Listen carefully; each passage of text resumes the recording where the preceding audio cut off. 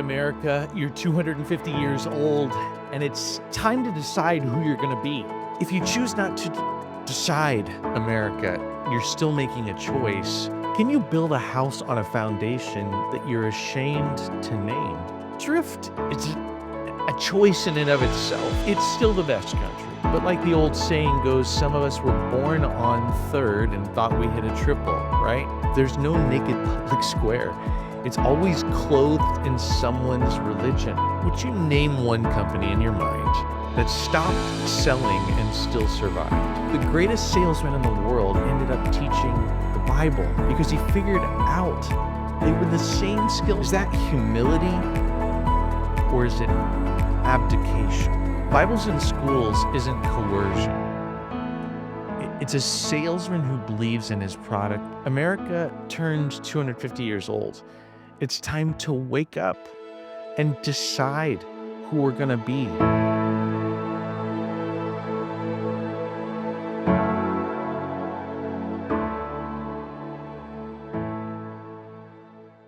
At 250 years old, you're in a moment of crisis.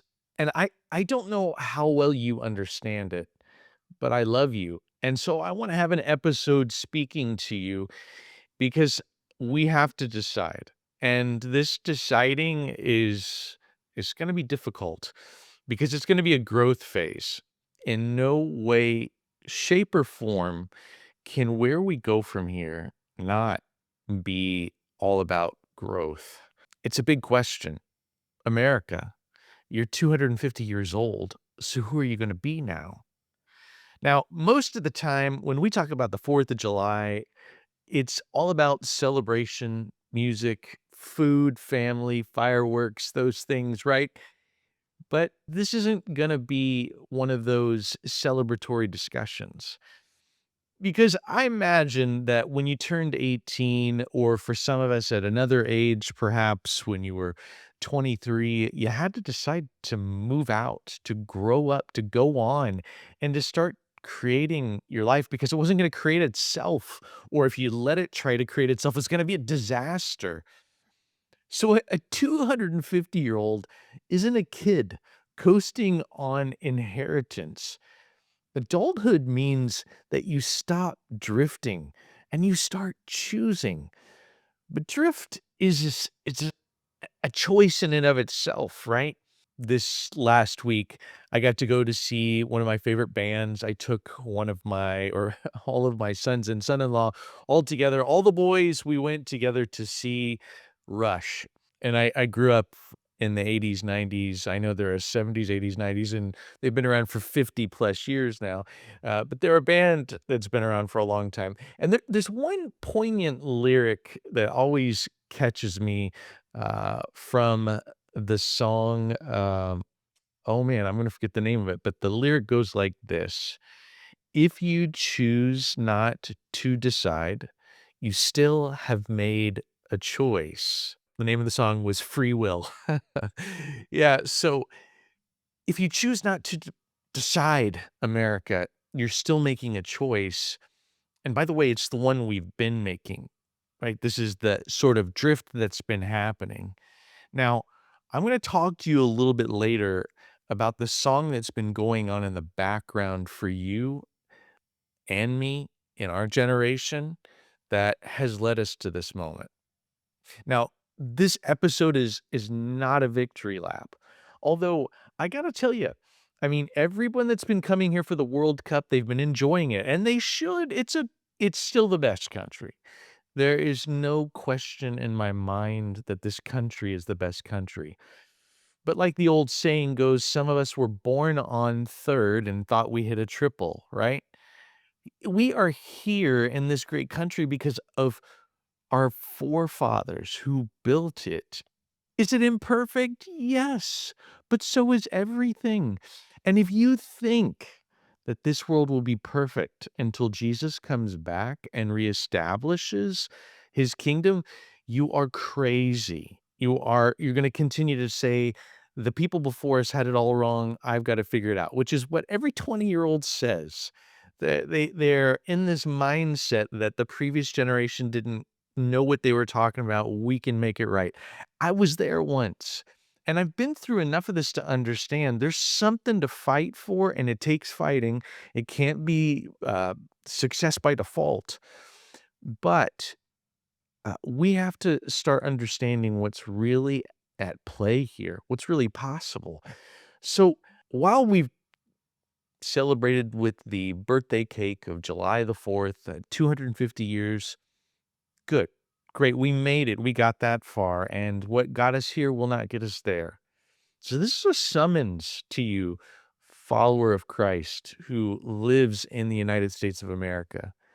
This is a summons to you to get your identity right and get it decided here within the next 5 years, or it's going to get decided for us. Now, we need to go back to the beginning because our identity is what has created who we are and what our outcomes are going to be. So the question comes, well, who founded us and on what? I want to ask you a question. Can you build a house on a foundation that you're ashamed to name? Could you work for a company, for instance, or even patron a business with whom you're ashamed of who they are? Could you work for that company and stay there when you don't believe in the culture? Or here's a question for you that really, really drives me crazy in our country is that we think that we can have balkanized cultures that are going to be all separated instead of integrated with one unified belief. Now, but you're going to say to me, Jeff, we can't get to unified belief. I'm telling you, we have one by default. And up until now, that defined belief system was a Judeo-Christian belief system. It is the West. And if you can't name it for what it is, this moral architecture, these rights that we have that were endowed by our creator, well, they're going to fade away.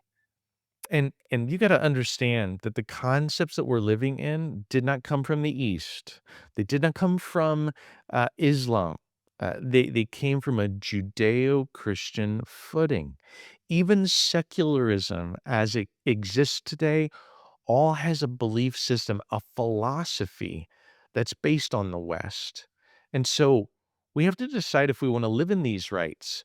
Because if you start to say that where we came from is bad and that Judeo-Christian framework is bad, well, let me tell you, your future is going to be controlled by the few, and you will have less rights.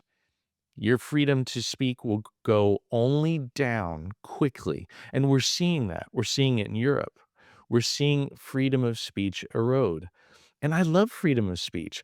I think the ability for all of us to bring the best ideas to the framework or to the town square, to the online areas is wonderful. It's what makes us great. Even when we hear something that is disgusting, we still we still get to have that right.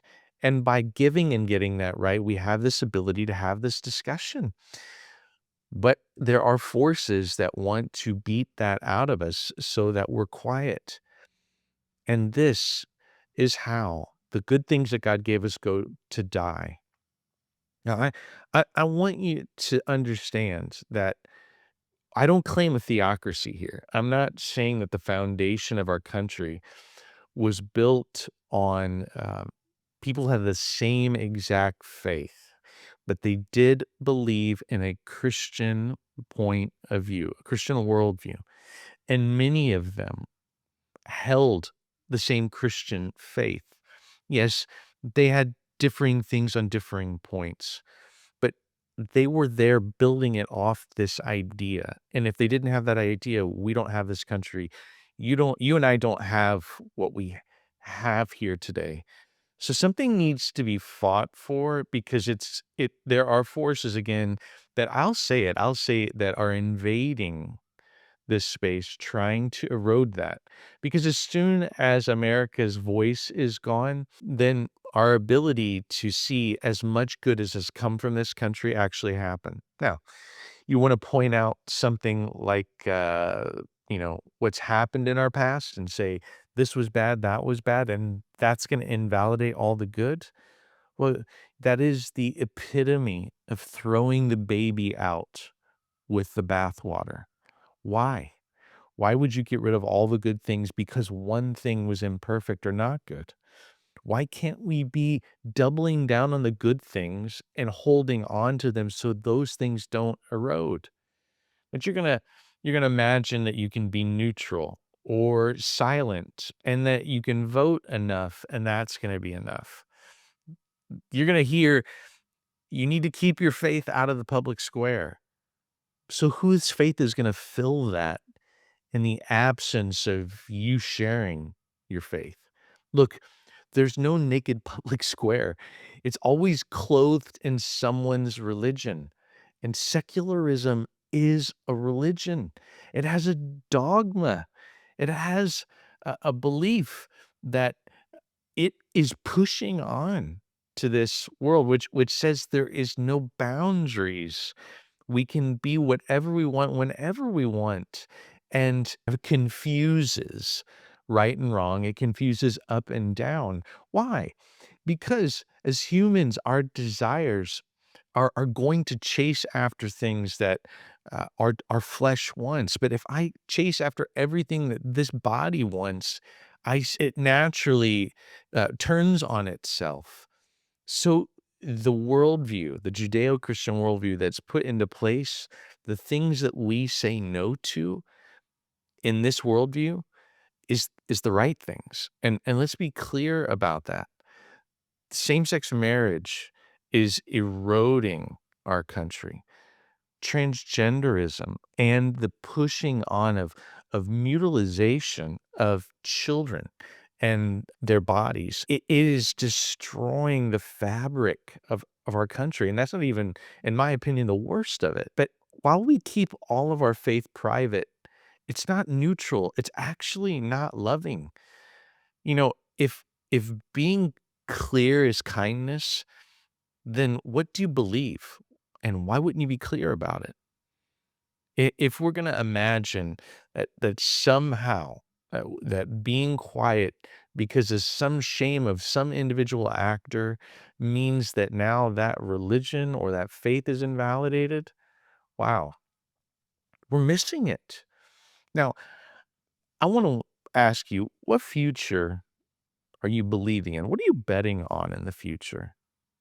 And what does it say about people that won't have children?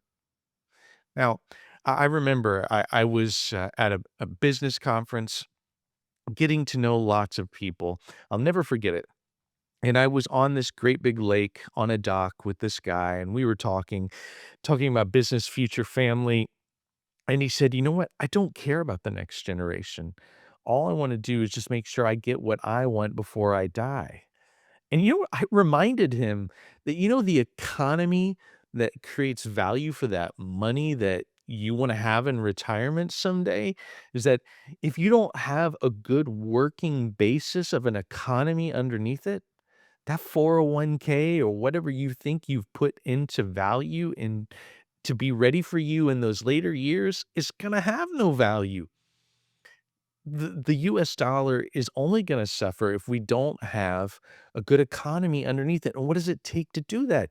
It means that we need to multiply, and so, if we don't do that, if we can't reproduce, we've quietly decided that we have no future worth handing down. We've made comfort and safety our gods, and what do I want? And it's so difficult, and there's never a good time to have kids, and this and this, that, and this and that.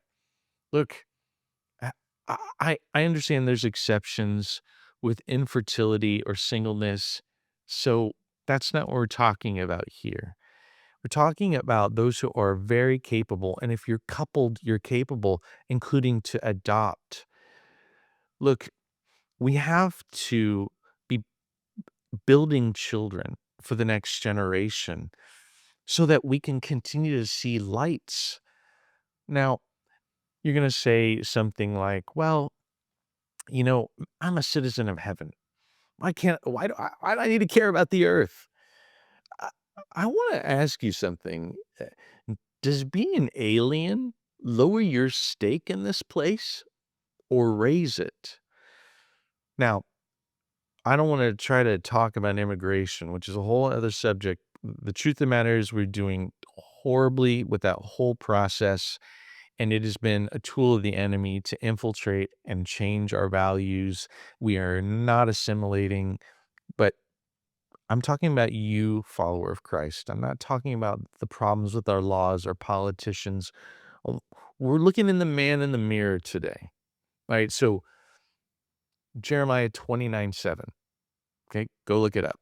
God tells the exiles to build, plant, and seek the welfare of the city because it's the welfare they're going to find on there for themselves. Okay, so oh yeah, well that's the Old Testament, Jeff. What about the New Testament? Well, look into Philippians. Paul writes a letter to the people of Philippi, and the people in Philippi would know this, that when he says the words in Philippians 3:20 to put our citizenship in heaven, what's that supposed to evoke for them? Well, the people of Philippi were Rome away from Rome. They were literally there to bring Rome somewhere else. And why are we encouraged that way, including the prayer that Jesus taught us, let your kingdom come, so that earth would be just like it is in heaven. So this letter that Paul writes to a Roman colony whose whole job was making the far country look like home, it's our assignment to colonize earth with heaven. That's an ordered loyalty, not a divided loyalty. That's not, I'm absent from this place because I'm looking forward, and I am looking forward to my eternal home. I'm looking forward to Jesus' return. But our job here as ambassadors, as royalty, is to bring in heaven.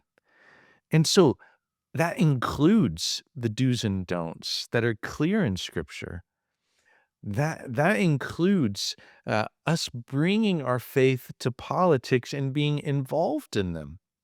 And by the way, if you're confused about what we're doing in Texas about the Bible being read in school, you are grossly mistaken. You have been lulled to sleep. So we need to understand that the more that we bring this into the fabric of our society, the more love there'll be, the more freedom there'll be, the more care for women, for children, the more the economy will create trust. This is for the betterment of everyone. And so don't get caught up in these pejorative terms, right? They built a scarecrow and they labeled it Christian nationalism. And that's just so that they can put everyone in this that are public with their faith into that. Just refuse that framing. And it's a total caricature with low understanding of who we are. And it's trying to isolate. Loving your nation and wanting it shaped by truth is not idolatry. It's not nation over God. No, no. We love this nation because we love our God.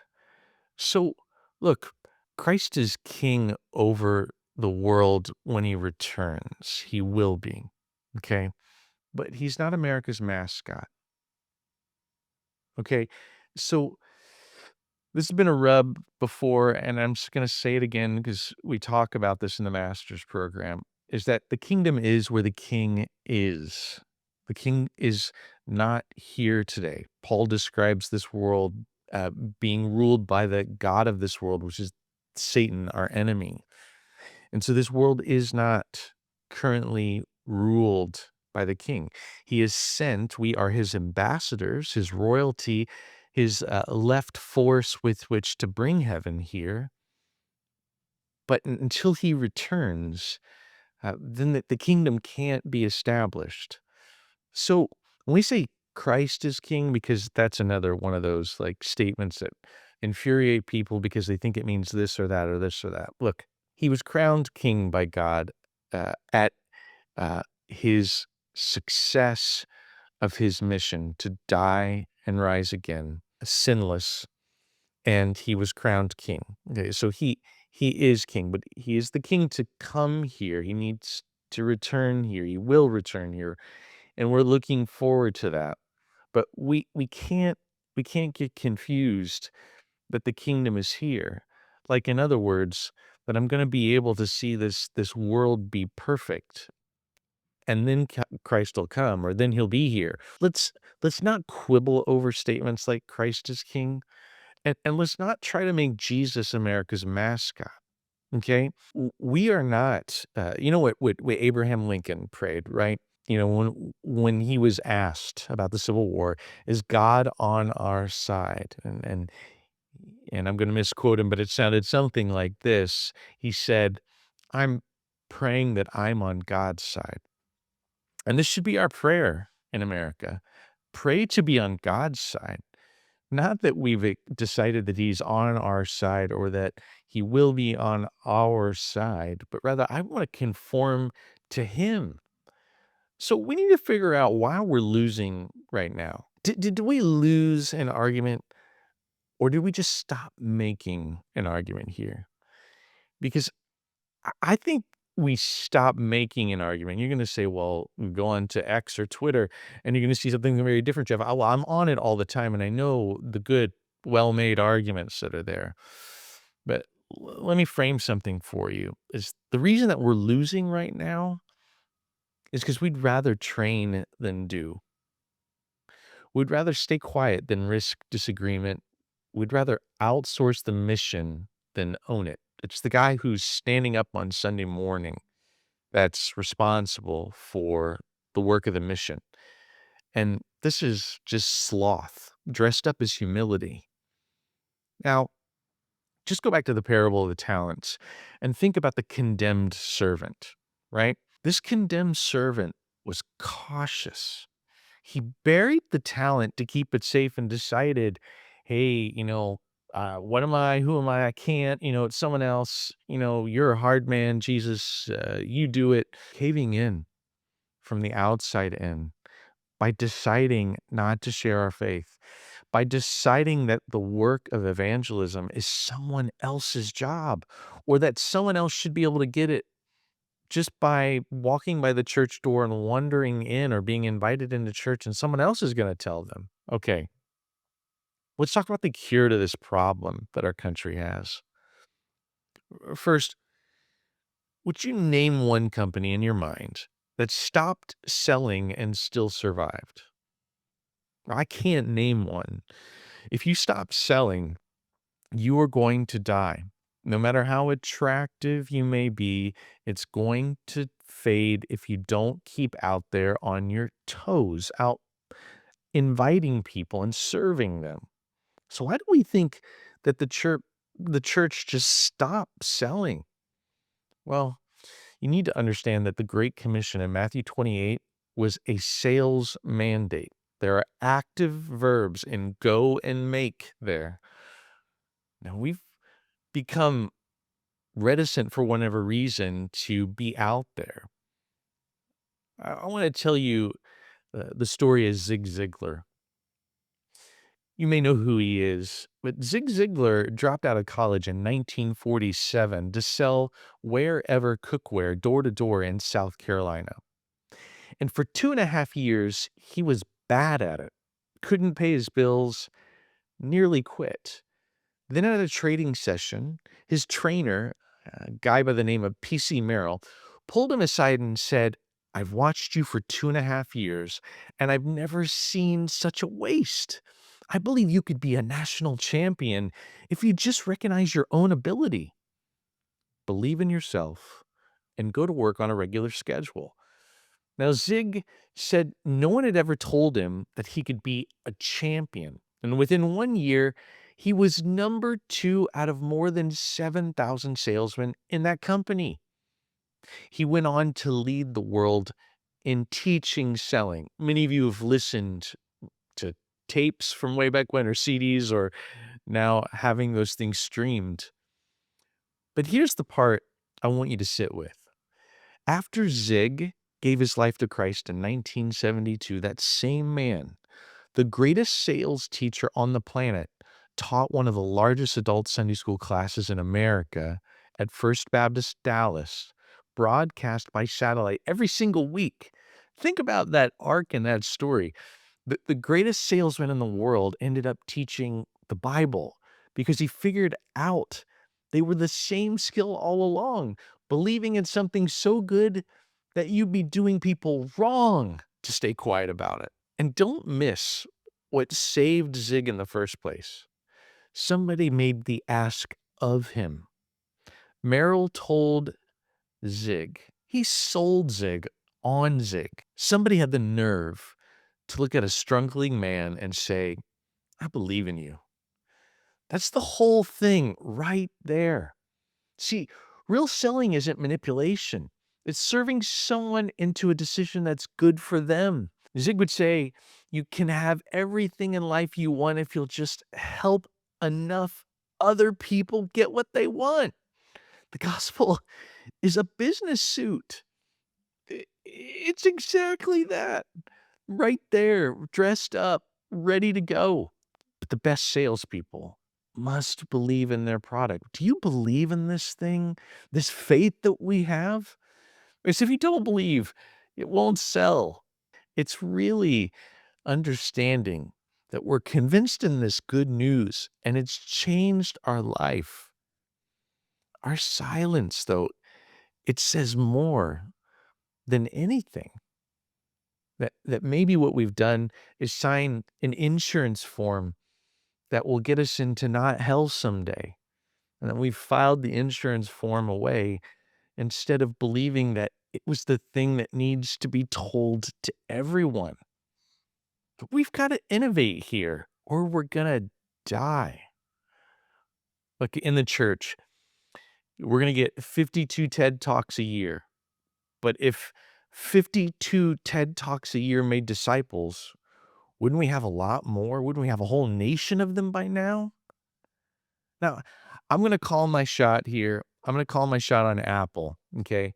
I'm going to say that if they do not innovate significantly, they're going to be dead in 10 years. And by the way, I'm Appled out. I'm like everything Apple. Platform-wise, I'm in all the devices and this and that. I'm just thinking here, I don't have a single PC item in my house anymore. It's just amazing the platform that Steve Jobs built. But they're dying for lack of innovation. And church, we got to innovate. We can't stay the same.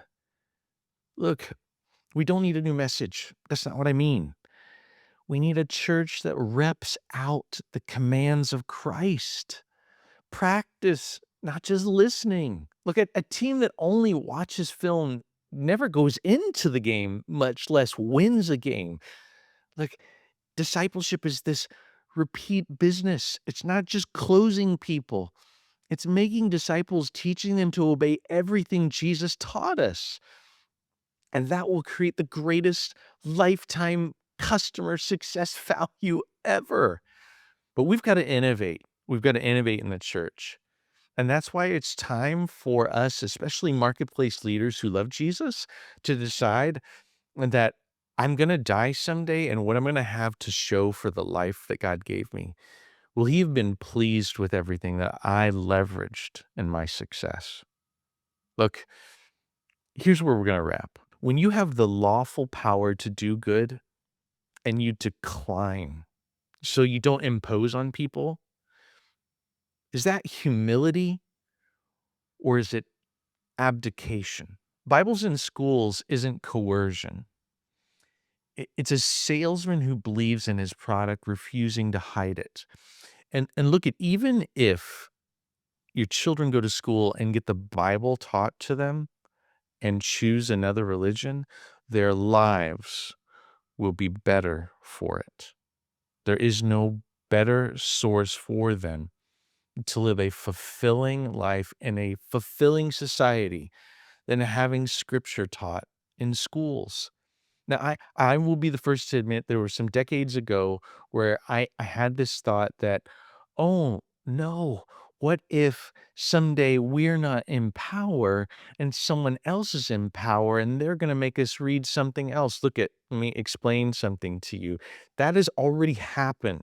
That has already happened. You see, secularism has filled the schools and infected in teaching something that is not Western, and it is slipping into Islam, and it's going there next.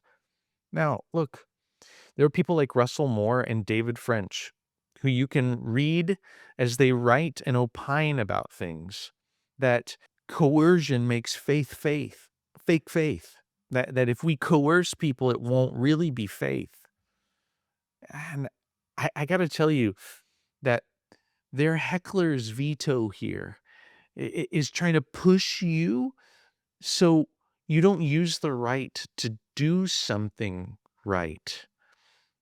Look, while you have the capacity, and I don't know how long I'll have it or you or I will have it, to vote, to speak freely, then why would you neglect giving people the opportunity to hear about your faith, to invite them into your faith, and to shape their lives with your faith? If you don't think we do that, we do legislate morality, by the way. All laws are morality put into a legal code. So what code do you want put in place? Look, I'm going to suggest this to you. You've been put to sleep by pluralism's lullaby, and the alarm is going off. America turns 250 years old.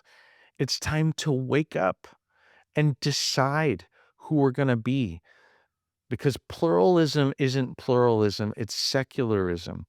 And secularism is quickly making friends with something much more evil that will not be what we have grown up living in. And that's not even really the important thing.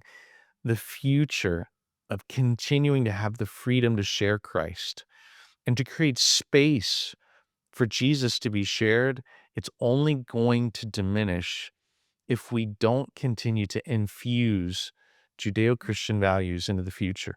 If we don't wake up from what's being fed to us, what we've fallen asleep to. It's time to wake up and move. So will you share your faith? Will you love extravagantly? Will you be generous beyond reason? Maybe even be called crazy in the process of your outreach? Will you vote and speak up to defend the poor, the widow, the crisis pregnancy? Will you stand up to hold back secularism's pushing this nonsense of perversion down our children's throats?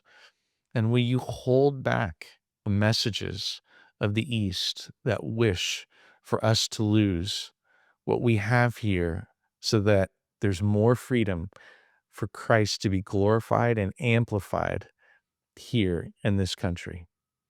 Happy birthday, America. I love you. You're still the best country that's ever been.